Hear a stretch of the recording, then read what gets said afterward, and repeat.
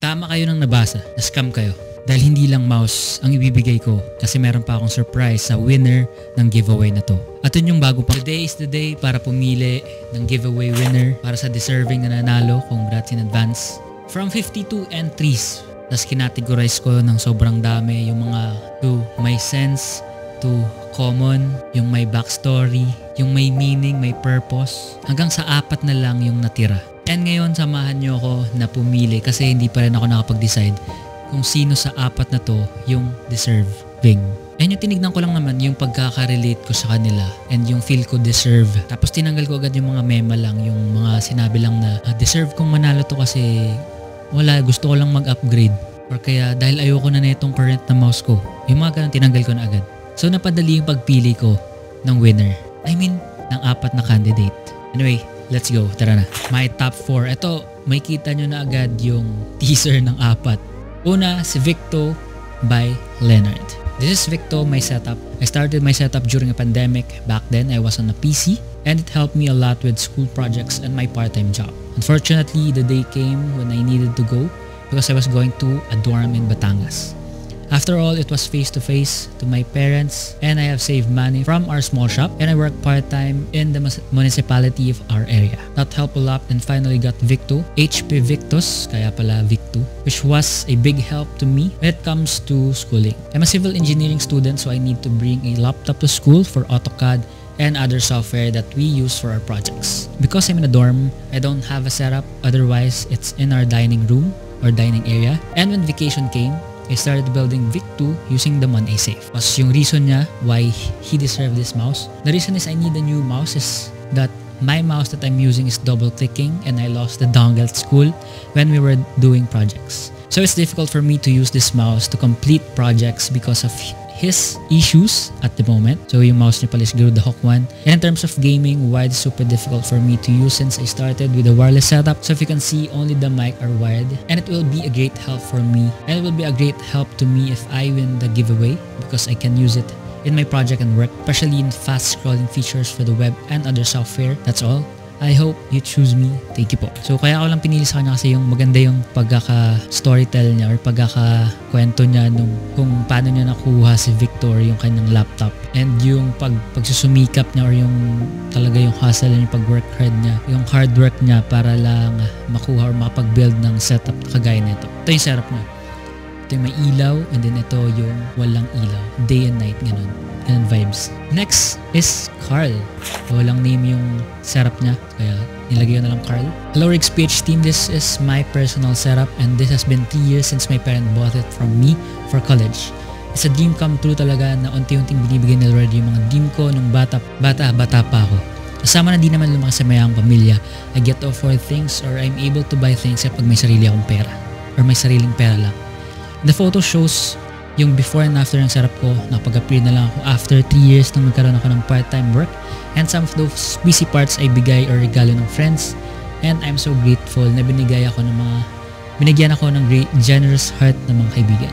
So bakit nga ba deserve itong mouse na to? Actually hindi ko rin alam. Hindi ko rin alam kung 0.001% yung asa manalo ko.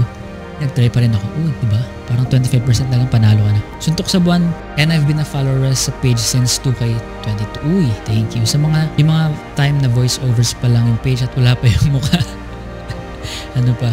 Shy type. But yeah, that's it. I'm grateful for everything that comes in my life. Sometimes you win and sometimes you lose. Tama. Yun lang, Rigs PH team. Maraming salamat. Sana mapili. Ito yung setup niya. Ganda ng setup niya. Ganda na pala ng setup.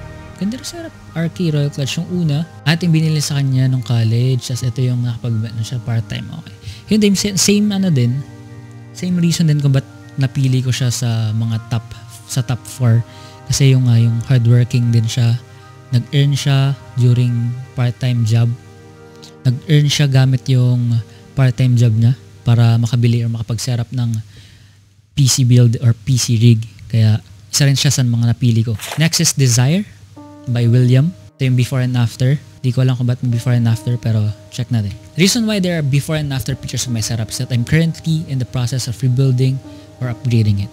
The before photo of my setup was way back at the year 2021. I was very glad and proud of this setup because it was built by me and my dad with our bare hands from scratch along with us renovating my room. Uy, nice bonding.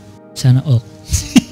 This setup serves and keeps on serving me very well and become my best friend. Ooh, it's named Desire or Desiree because of my passion, enthusiasm, knowledge, and desire for computer/tech, learning more about them and building my own rig. This setup is the first one I've bought together after watching and researching for many years.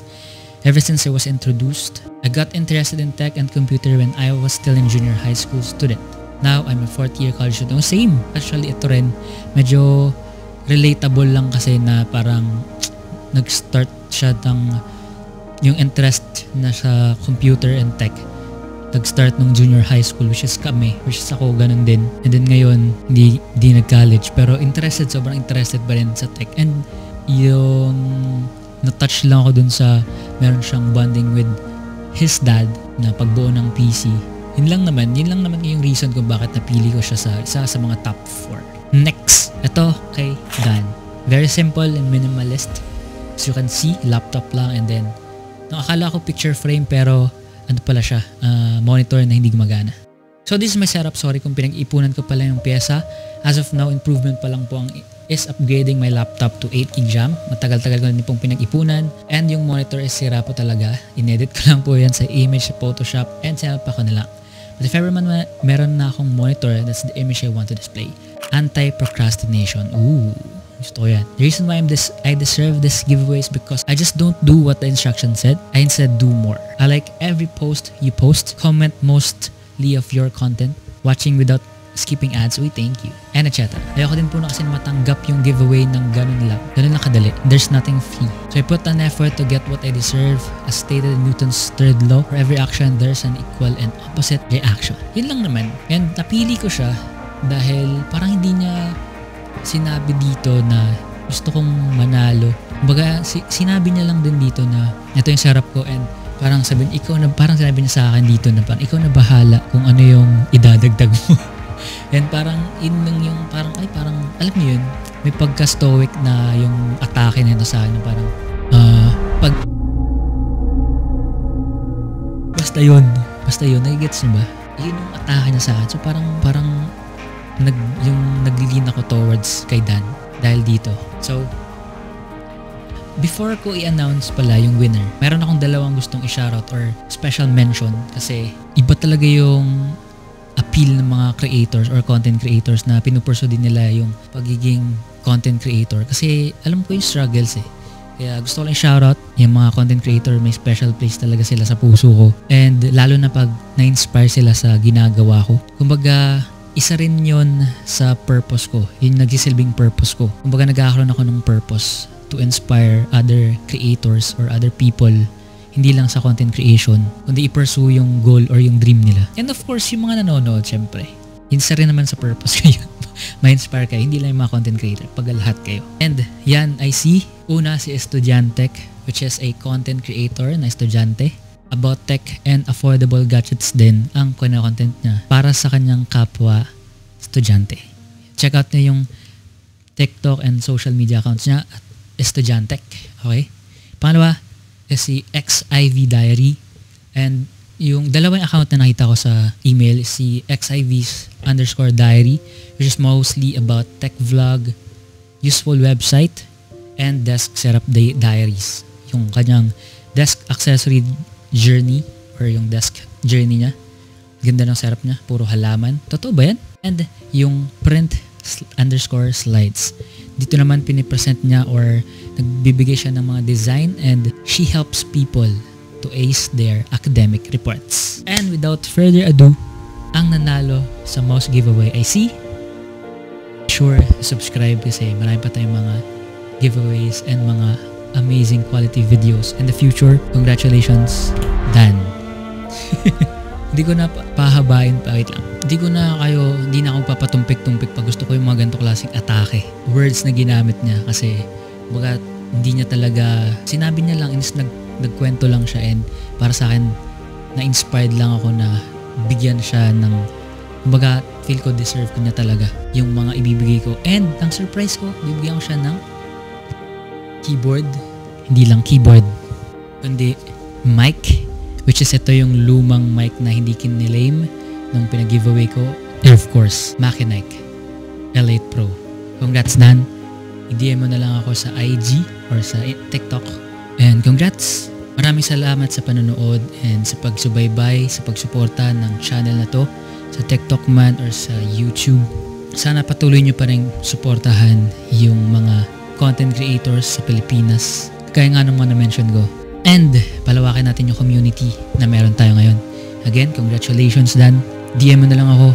And see you sa next videos. Bye-bye. Peace.